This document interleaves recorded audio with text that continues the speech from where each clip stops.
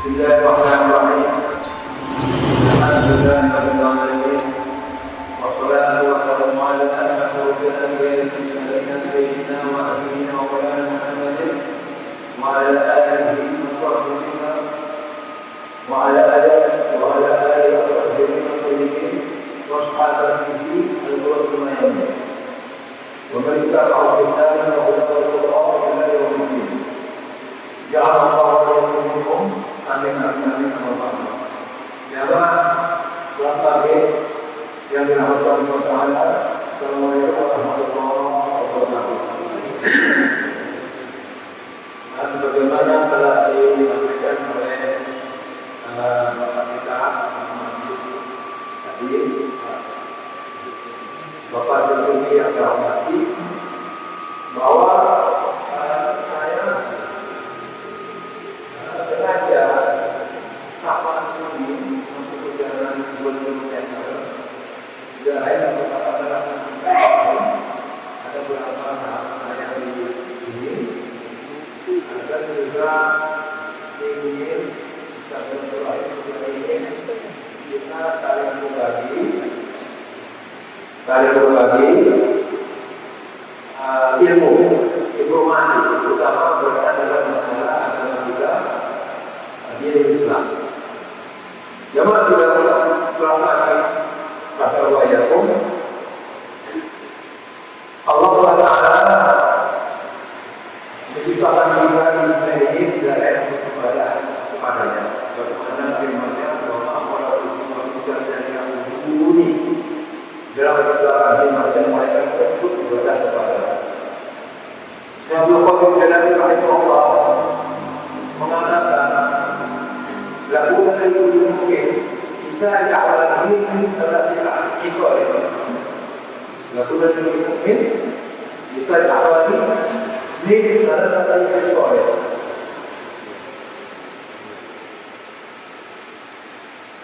Seorang beriman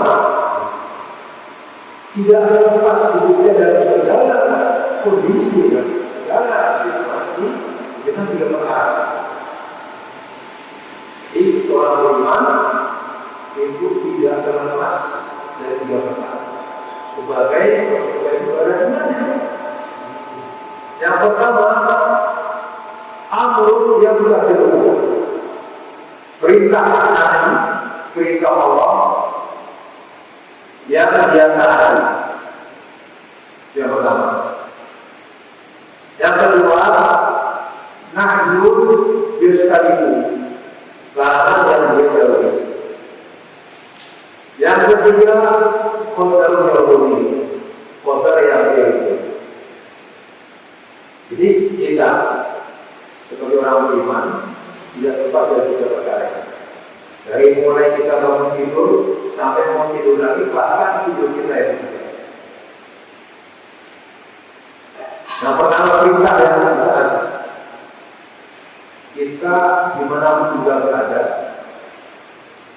di dalam mengerjakan pekerjaan apapun juga profesi kita tidak lepas daripada perintah Allah yang kita sedang menjalankan. Kita sholat, kita itu surat baik, kita itu pengajian surat ilmi, kita itu sedang bersedekah atau sedang umroh, haji, berdakwah dan lain-lain. Semua perintah. Atau kita berada di posisi yang berbeda. Ada sesuatu yang dilarang oleh Allah dan Rasulullah, kita wajib menjauhinya. Seperti ini banyak sekali mudah-mudahan di dalam kehidupan. Jadi kita itu berupa maksiat, maksiat, berikan dan segala macam, dan budaya-budaya yang itu menggoda kita, menjadi kita untuk keluar dari rel yang mustaqim ini. Jadi jalan yang lurus, kita berjurus ke kanan ke kiri. Entah itu larangan yang levelnya tidak termasyakan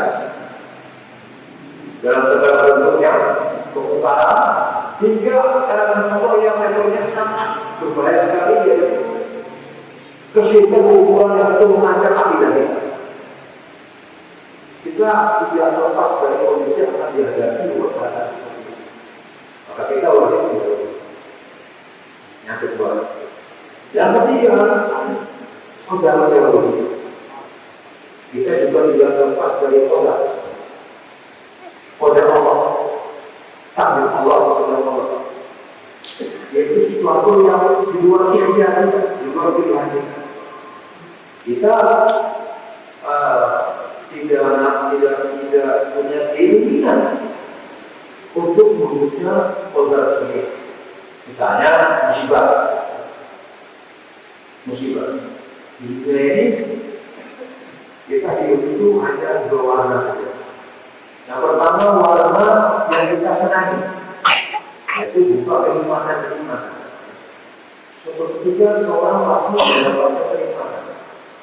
Entah itu kenikmatan mungkin diberi Allah kelapangan rezeki, dia senang, atau diberi kesehatan dia dan keluarganya, atau dia diberi kemudahan dalam segala urusan duniawinya, atau bahkan dia dihormati oleh masyarakat, dia kemudian dipercaya oleh masyarakat sebagai tokoh masyarakat, sebagai pemimpin masyarakat, dan lain-lain. Bisa begitu. Tapi suatu ketika juga dia mengalami sesuatu yang dia tidak harapkan, yang itu membuat dia sedih. Itu bukan musibah. Entah itu kemudian ternyata dia mengalami sakit, sakit kami atau yang parah. Itu semua orang tidak sehat-sehat, tapi tidak bisa dilihat, ketika dia tidak akan diselamatkan. Atau usahanya kurang bagus, jika dia tidak sukses dalam usahanya itu, atau dalam usaha lain sampai tinggalnya bangkrut, itu semua orang tidak ingin, itu orang tidak ingin sebagai muslimah. Atau mengalami yang lain seperti kecelakaan, atau keluarganya jadi ada yang juga sakit dan lain-lain.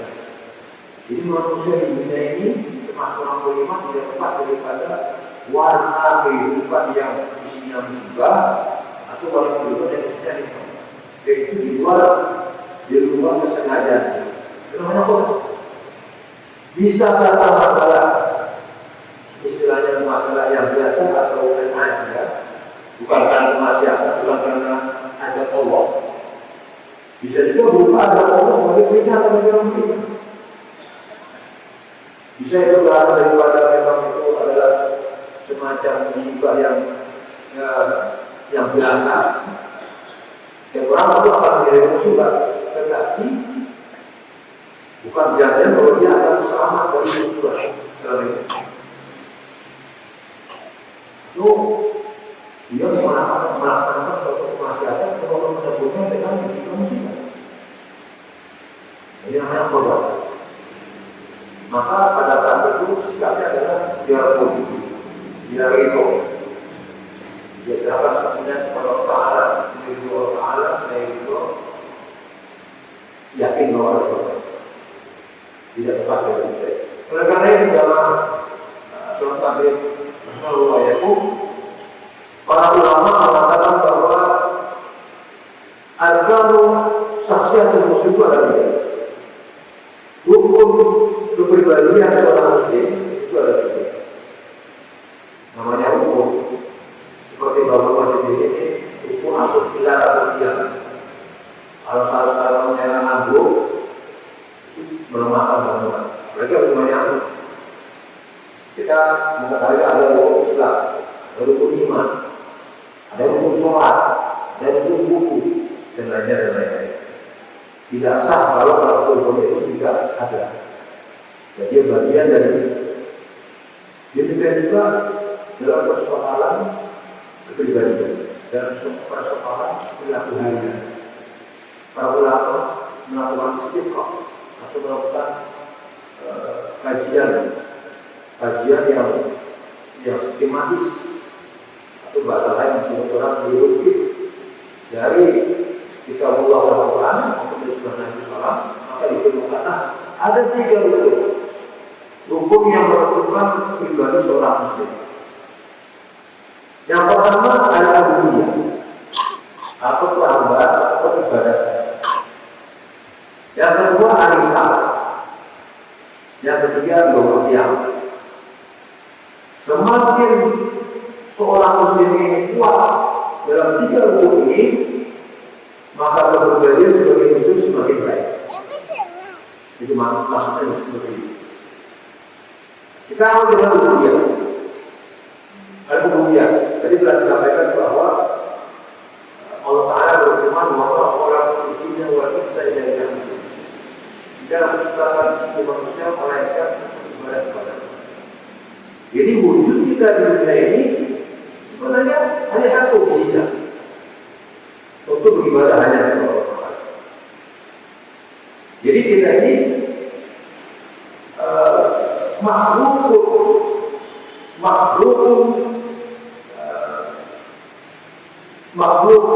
diajur ibadah wa makhlukun beribadah.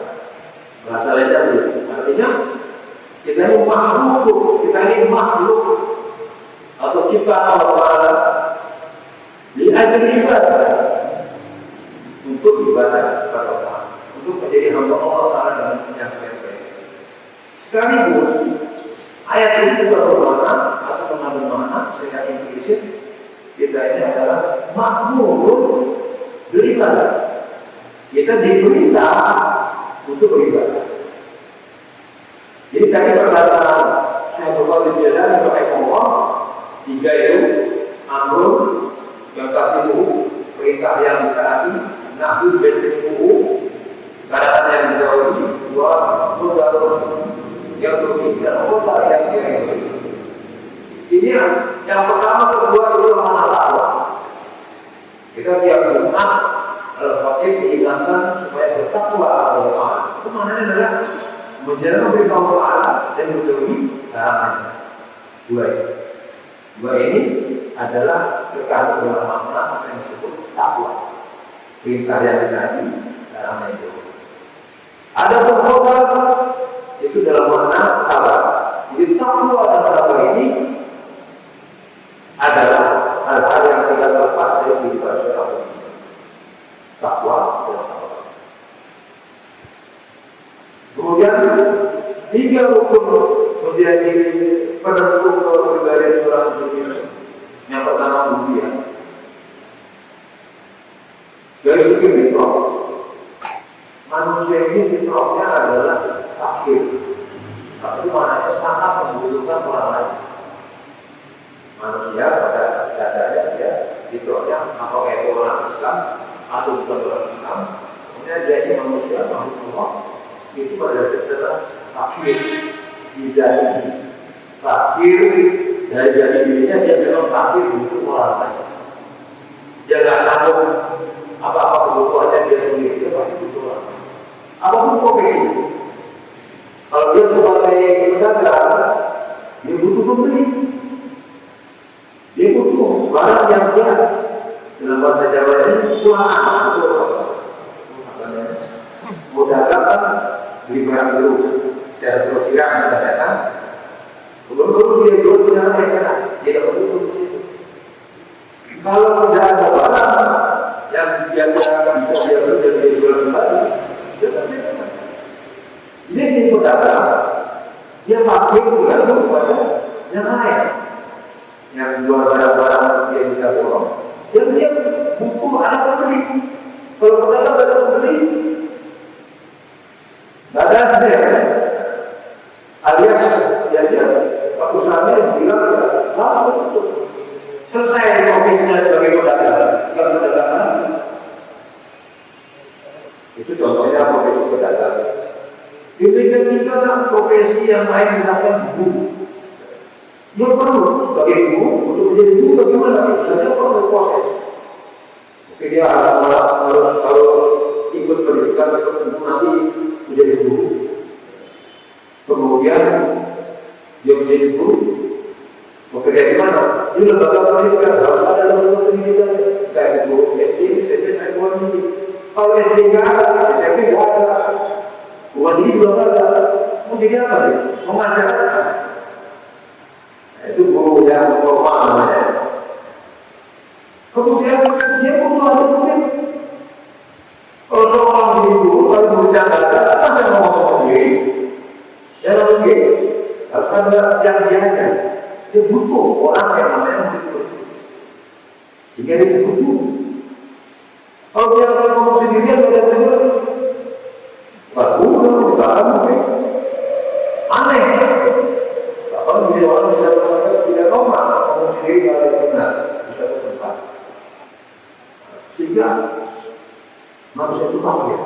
Hatta mereka yang ingin menjadi pemimpin politik di masyarakat. Nah, kita ini mendekati pemimpin, ya kan? Entah itu anggota dewan, entah itu calon presiden. Itu juga rakyat sebenarnya. Dia butuh pendukung. Kalau dia tidak ada hukum, tidak ada yang ada suara malam, nggak jadi. Berarti dia kafir. Dia butuh masyarakat yang memilih dia. Dan banyak lagi, aku juga bekerja, aku juga bekerjanya, manusia pada dasarnya. Orang kaya disebut kaya, dia kafir di sana disebutkan apa? Dia disebut kaya karena punya harta yang banyak. Umpamanya hartanya yang diudah satu menang musibah atau banyak waktu atau dirangkul dan utamanya disebut banyak banyak menjadi miskin, jadi payah. Orang merasa kemudian sebagai orang kaya selesai hubungannya sebagai orang. Itu sifat manusia. Tapi menjadi Allah berkata boleh jadi Allah maha kaya menjadi hubungan. Jadi apapun juga yang akan diminta manusia, Allah bakal kekuatan. Walaupun sudah baca kegagalan orang, Allah tidak kekuatan. Iman Allah tidak bisa dihitung. Jadi, contohnya ini ternyata udara ini. Udara ini mengandung oksigen dengan derajat yang tertentu. Jadi apa? Lakukan Allah yang baik juga seperti kalau Taala oksigen ini dikurangi. Kita berharap ada nafas. Bagaimana kemarin kalau ketika musibah ada corona, bagaimana sulitnya orang bernafas ketika tertimpa musibah. Dikasih oksigen dalam itu ternyata ada juga yang lewat. Karena sudah waktunya kedatangan malaikat Israel. Itu pentingnya budaya. Itu nikmat Allah. Kita kan sudah hitung. Allah tak suka dengan kita. Baru oksigen belum yang lain-lain. Jadi orang itu adalah dogi juga. Manusia fakir juga. Itu dari segi aspek fitrah manusia. Sehingga manusia karena dia sebagai abdu, sebagai hamba, dia perlu yang lain, yang bisa membuat dia mungkin bahagia dan berkehidupan dan terhindar daripada Allah.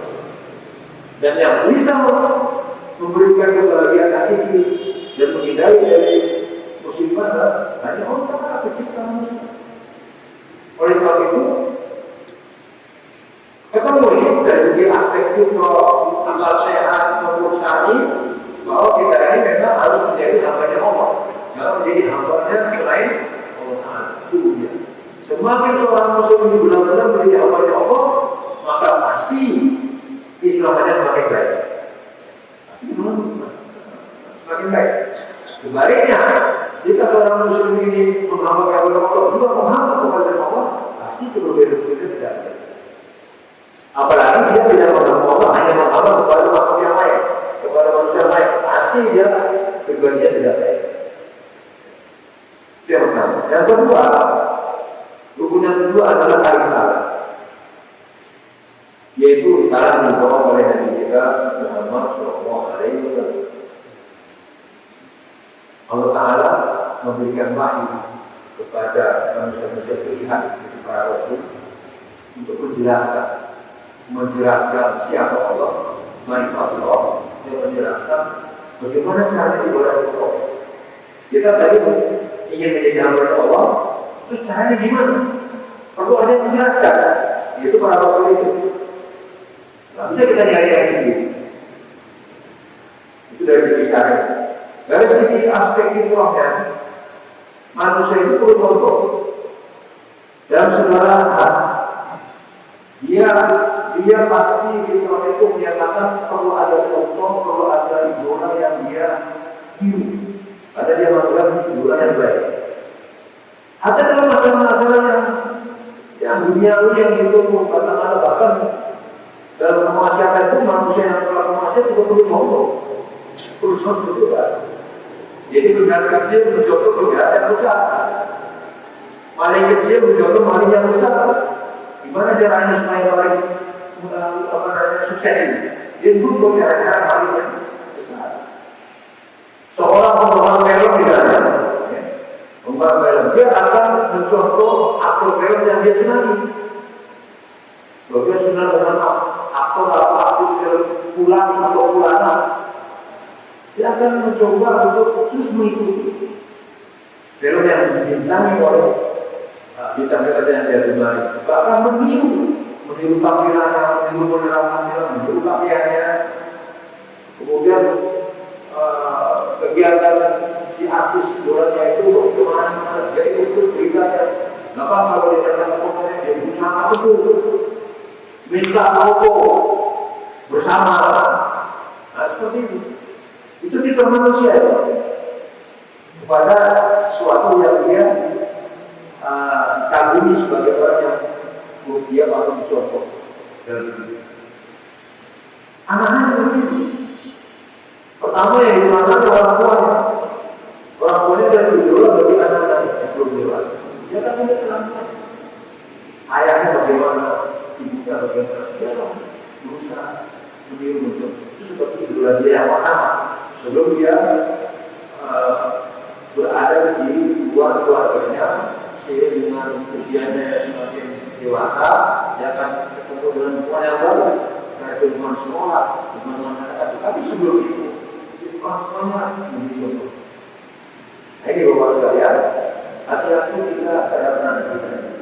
Kalau kita memberikan contoh yang salah, maka anak-anak kita juga niru yang salah.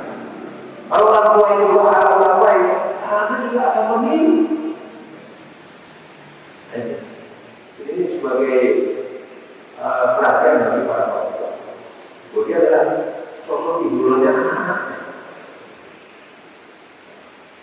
Anak kecil, mungkin anak kita juga cuma kita lihat. Dia misalnya menyenangi katakanlah film-film tertentu.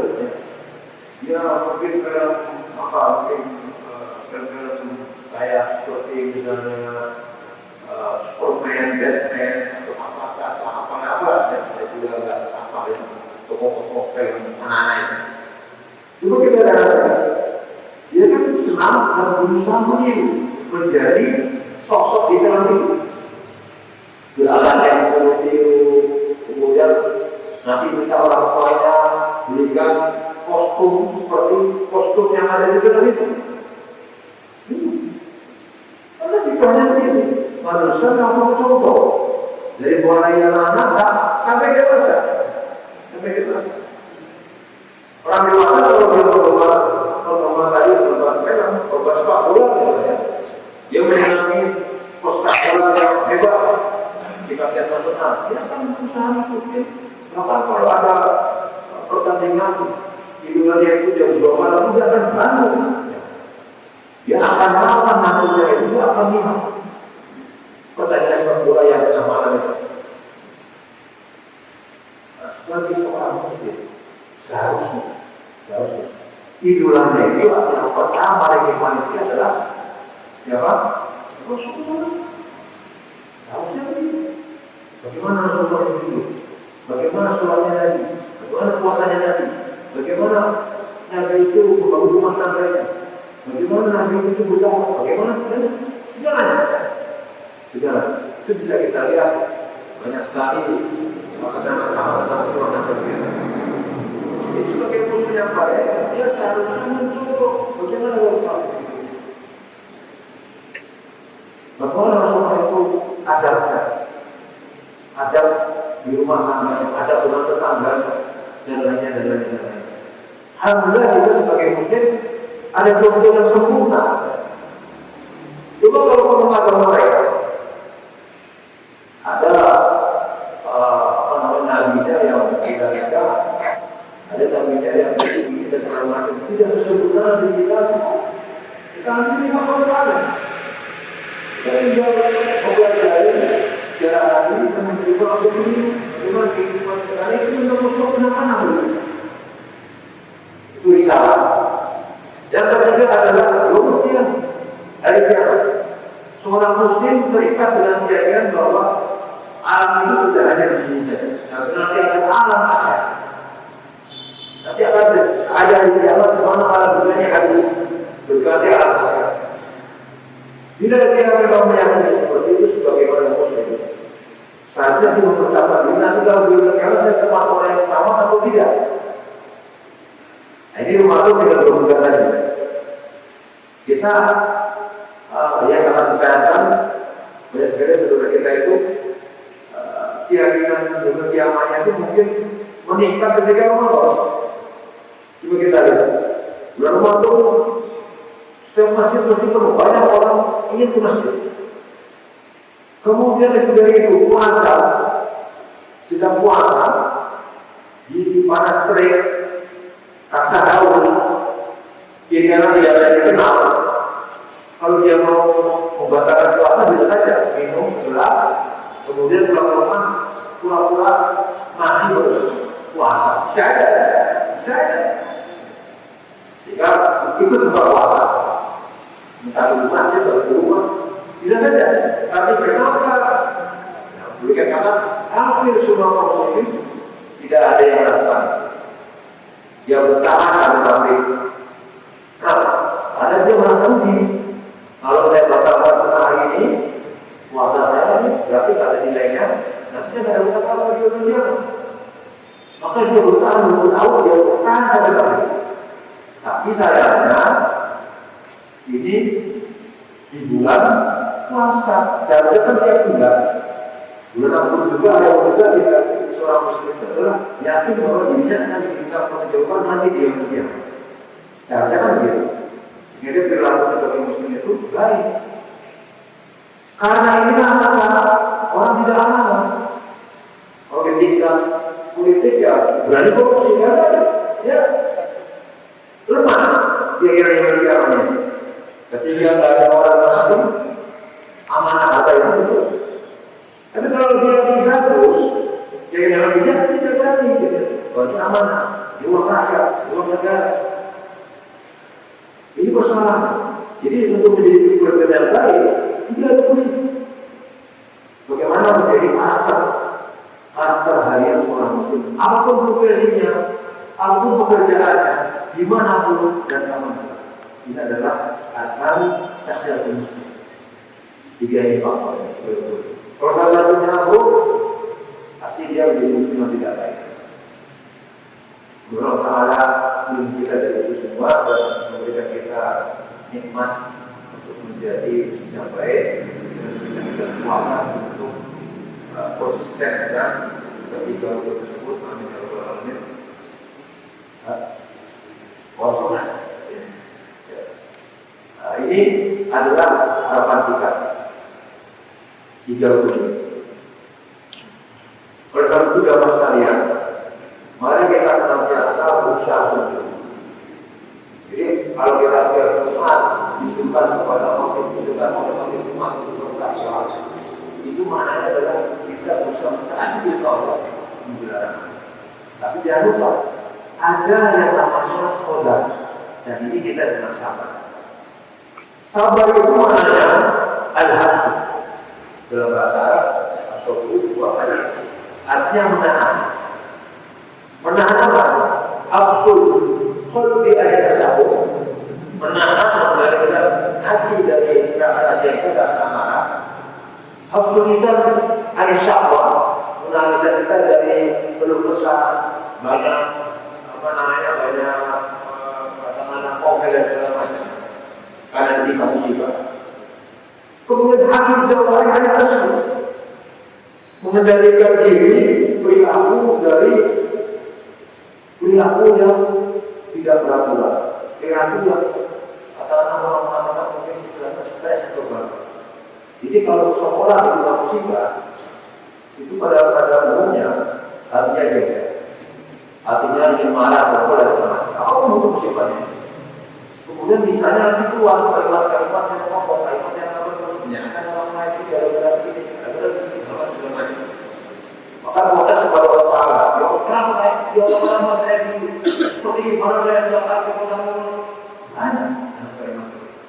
Tidak bisa menahan saya. Kemudian perilakunya itu kita banyak melihat karena ada kaum muslimin terkena musibah, dia tidak bisa mengendalikan diri atau tidak ada sabar, tidak bisa sabar. Kemudian dia akhirnya mungkin tamu atau mungkin dia berani atau dia dua makan dan lain-lain, mengeluh sampai kemudian berguling-guling segala macam, habis sesuai dia menunjukkan kesadaran tidak sabar dengan musibah. Karena sabar itu maknanya sebagai alias atau menahan diri. Jadi takwa dan sabar.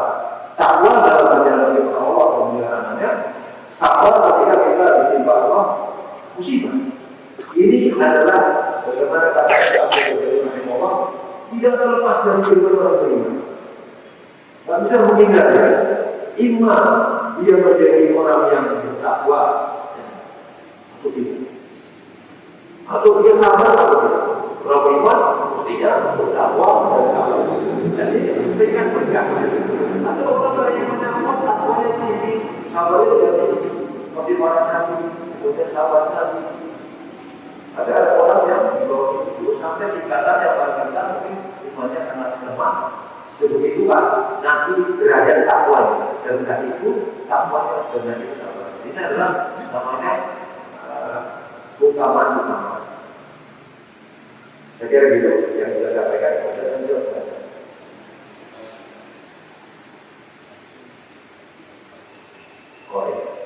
Baik, demikianlah yang saya sampaikan. Jadi mohon maaf. Semoga pemohon yang tersirat di tubuh, para itu saya berikan kepada apa? Assalamualaikum.